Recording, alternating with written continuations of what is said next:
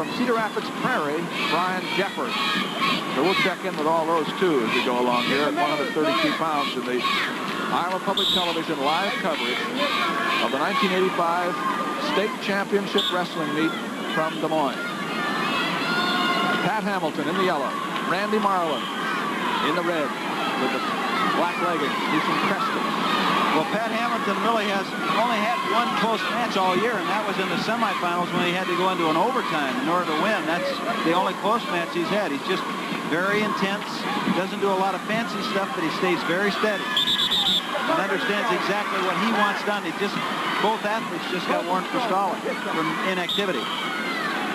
Hamilton is a senior. His brother was a sophomore in the previous weight. Well, Randy Marlin from Preston is after him, and I asked his coach, give me some famous stuff about Randy I could tell the people in there. He said probably the most famous thing I tell you is his dad's the guy that sold the Lion Cup to Harris, the heavyweight from Drake. And I said, that's really famous. So turn that thing loose in here, it would make us all famous. What was his dad doing with the Lion Cup? I think he wanted to protect his property. General like now, he's got a chance to run around this thing. He's got to do is be able to turn the corner and then get height with it. Potentially dangerous. They didn't referee and the match judge. Referee is Larry Blaker of Perry. He didn't like the angle on the knee as the men were moving around. So we're back scoreless on the feet again with about nothing left in the first period. They didn't get anything settled there. That's right. The choice? Hamilton is going to be on top, and he's a very good spiral rider. In other words, he'll come back inside of the thigh and under the arm. He puts a lot of pressure, and Marlin from Preston knows this. He wants to get out of this thing. You can see the spiral ride right there. He comes up underneath the arms and starts to put a lot of pressure toward the head. The Preston coach knows it. Marlin, the wrestler, knows it. And they'll try to take themselves out of this position by trying to get to their feet. But he hasn't been able to do it yet. We've gone about 25 seconds. Well, it's a hard thing to learn how to do this. I mean, it's very difficult for a young athlete to be able to figure it out on his own, and coaches oftentimes don't believe you when you tell them what they've got to be able to do, but how they've got to rotate out away from that pressure. It just feels like you can't ever do it.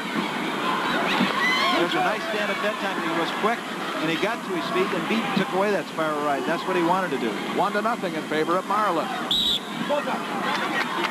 With a minute 18 to go in the second period. They went scoreless in the first period, starting from the feet. Neither man has taken down the other. 132 pounds, double A, the state champion team, Emmetsburg, sent Pat Hamilton out in the yellow. And again, they both got penalized because they were both warned earlier for inactivity. Well, neither man really wants to commit himself on the feet here. There's the first shot, but it was way back. Just a little too far away. Now, that may work sometimes, but what he's done is he's tried to get in there a couple of times and use this false drag where he comes across the outside arm and catches the elbow, steps up with the outside leg, and then just tries to pull himself past. My impression is that Hamilton is the aggressor here. That Marlin is countering. You guys trying? I think that's a pretty good observation. The pressure that they're having when they're not busy is like that. Now he's got to pick the other leg to get the two. He got it. Nice little shuck on it. Marlin leads by 3, 4-1. Now watch how he just slides right on by her here and catches one leg. Now he's still inbound. Catches the other leg while he's still inbound. As long as one man's in. He almost lost that. There's the escape with 19 seconds to go. Escape for Hamilton makes his score 4-2. He trails by 2. Marlin of Preston, victim of a fireman's carry, and he's right on his back. Nice Connie Martin. He's wisely keeping his head in there. You see Hamilton from Emmetsburg just keeping his head in, not trying to pull it out.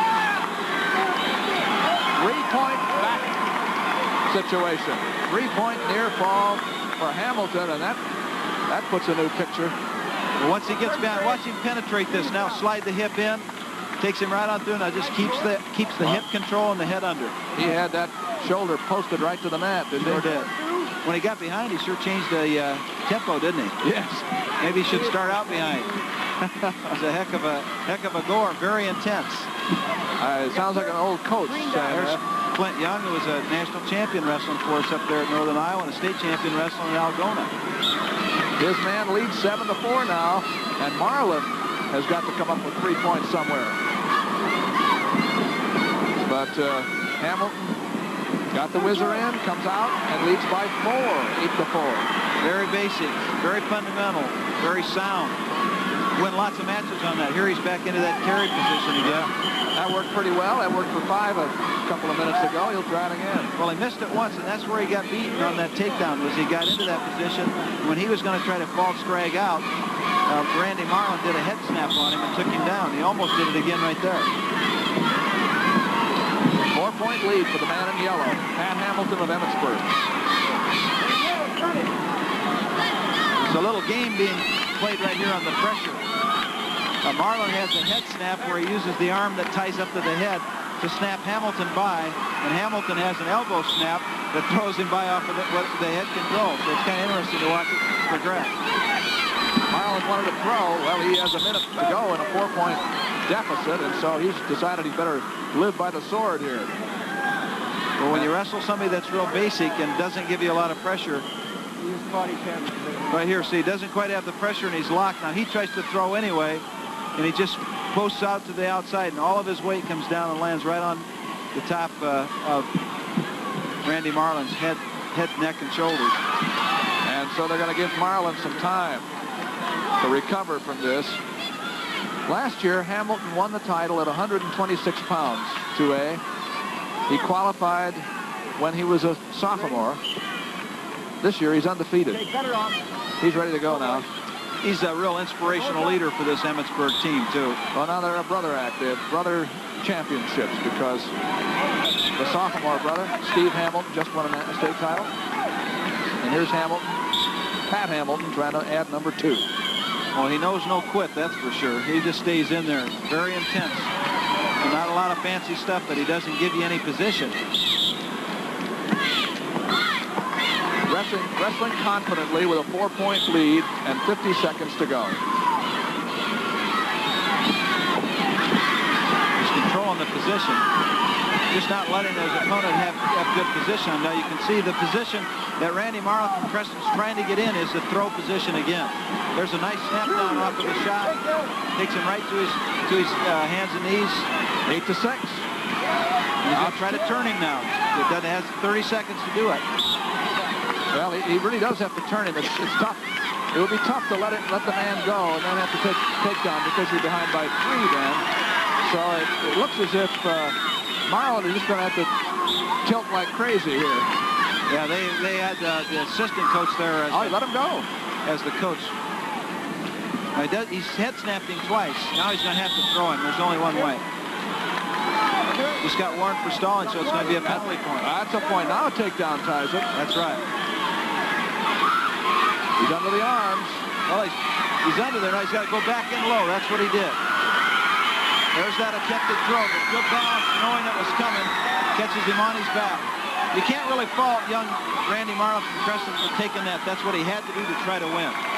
But with 3 points for the back situation, that makes it 14-7. People will look at that score tomorrow who didn't see the match and think it wasn't that close. No. But Marlin tried to throw at the end. Hamilton of Emmitsburg wins his 2nd straight state championship for the championship team. Emmitsburg. That's Pat Hamilton, his senior year of success, just as his junior season was in this sport. We're going up to 3A, which is still in progress. Scott Kline of Bettendorf, who is in the top position. I think both men are wearing black. Against Cedar Rapids Prairie's Brian Jeffords, who's on the underside.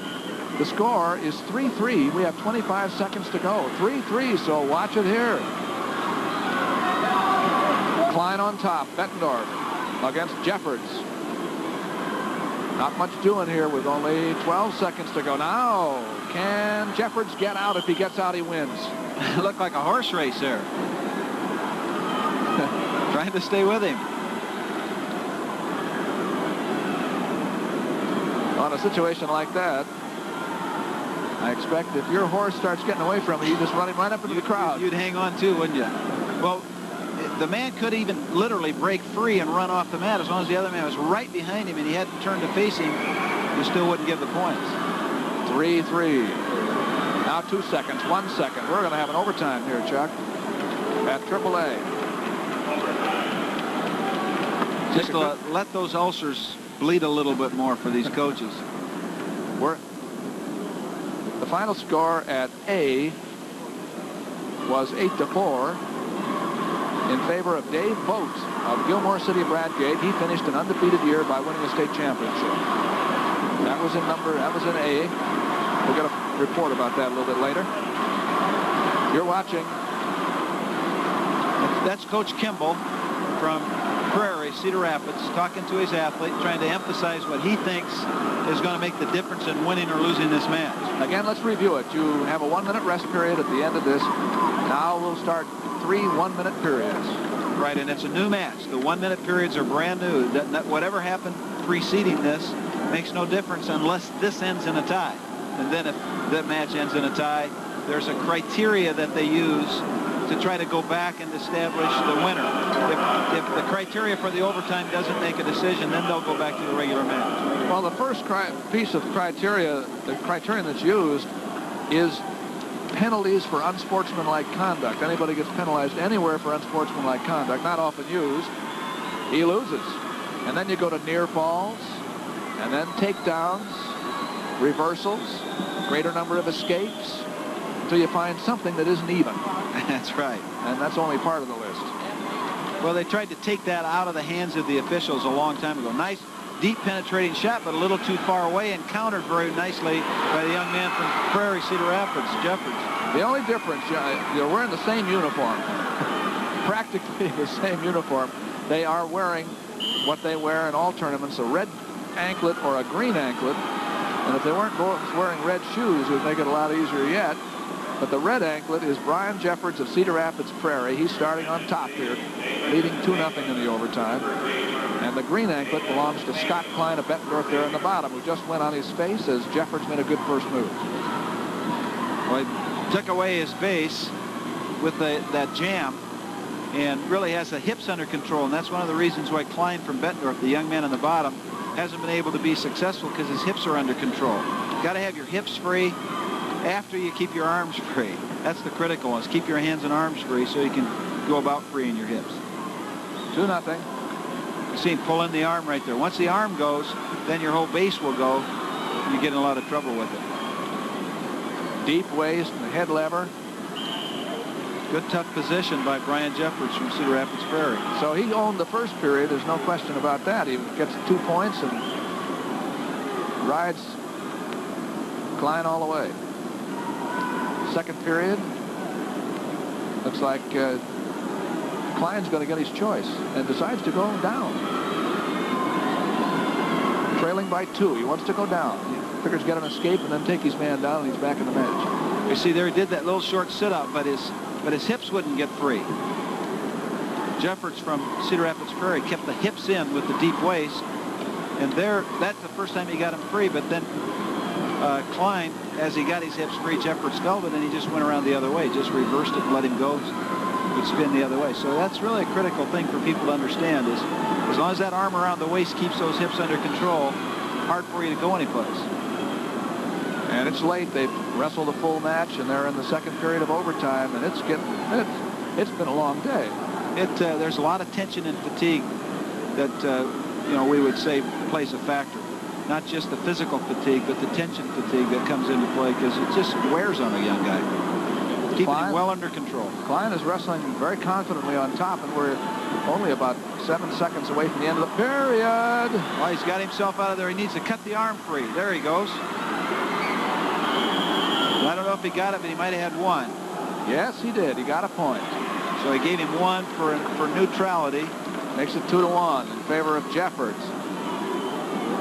Well, there's no question about that. That was Kline's best 10 seconds. We're going to look at the 3A standings here very quickly, and we'll show you that Fort Dodge leads by 2.5 points over Dowling, and that's the best Dowling can do. That's right. They have no other wrestlers left. So the Dodgers win with 3A. Here we are with Jeffords on top, trailing by 1 point. Well, he has to turn him. And that's just a matter of what he feels will be the best, most effective thing for him to do. He's taking away the base, but you know, you don't turn somebody by laying on top of him. You're going to have to get a hold of one of those arms or legs and go someplace with it. And they both got warned for stalling. Something you don't want to happen to you when you're down by a point. Well, now when you're behind by 1 and in overtime for a state title, you got to shoot the works. Now Kline has a decision to make. Is he going to let Jeffords go? I don't know how good they are on their feet. If he feels like he's real good on his feet, he might, but if he doesn't, he might keep him down here and try to turn him from the mat position. Either that or he might try to get him penalized for stalling and tie him in that manner, but I don't know what the criteria would say about that. I think he would still lose. He's getting a little late here. He has no choice now. He has to try to pin it. Out of bounds. Yes, and there's no less than 10 seconds left, so it's a little desperate now. One of the photographers here Trying to get a mat level shot. He's trying to make people think he wants a mat level shot. He's just catching a couple of winks there. And in with a cradle for Jeffords. Can he get the back point? He did, I think. I'm sure he had it over there. He got 2 and he wins. Holy cow. Caught him in that cradle coming out right there at the end. What do you know? What do you know? That's the excitement of the state tournament, isn't it? It just goes to show it's never too late.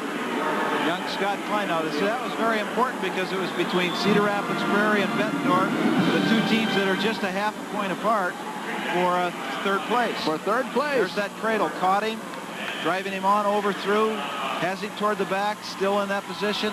Then the referee gets hit with a towel right there. Big finish. 126 award winners down now at 1A. Fourth place, Greg Sobek, Afton East Union. Dave Vogt, an 18-year-old senior from Gilmore City Bradgate, knows what it feels like to place second. He was second at 119 pounds last year. He didn't want to be second again this year. He is the new state champion at 132 pounds, decisioning Mark Pogge of Tri-Center Neola 8-4. Now Dick Trotter has an interview with one of the most successful coaches in Iowa wrestling. Dick? Thank you, Dean. I'm here with Gilmore City Bradgate. Sixth place, Robert Birch, Conrad BCL. Fifth place, Tim Garrels, Keosauqua Van Buren. Fourth place, Jeff Frost, Gilbertville Don Bosco. Third place, Jeff Holloway, Lawton Bronson. Second place, Mark Pogge, Tri-Center Neola. And the Class 1A 132-pound champion from Gilmore City Bradgate, Dave Vogt. Dave Vogt, undefeated this year, and the state champion for his coach Bruce Eastman. We still have a lot of wrestling to go tonight in this live coverage by Iowa Public Television of the 1985 Iowa State Championships. We saw a 4-time champion crowned tonight. 2A 132-pound awards, Coach Clint Young of Emmitsburg. Sixth place, Ted Fox, Osage. Fifth place, Darren Noller, Bloomfield, Davis County. Fourth place, Steve Moranville, Jefferson. Third place, Ben Hupke, Cherokee, Washington. Second place, Randy Marlin, Preston. And the 2A 132-pound champion from Emmitsburg, Pat Hamilton. Another undefeated year. A second straight championship for Pat. He might well smile. That's 2A. When we go back to wrestling, after these awards are over, we'll be at 145. And we'll see another undefeated wrestler, Mark Chelsvig of Webster City. Now the AAAs are coming up at 132. Bettendorf and Cedar Rapids Prairie wrestle the final here. Coach Frank Freeman of Bettendorf. Sixth place, Steve Van Arsdale, Waterloo West. Fifth place, Scott Engelman, Mason City. Fourth place, Dan Clothier, West Des Moines Dowling. Third place, Pat Waters, Iowa City, City High. Second place, Brian Jeffords, Cedar Rapids Prairie. And the 3A 132-pound champion from Bettendorf, Scott Kline. Fine history at Bettendorf. They've had some state championship teams. That's 130.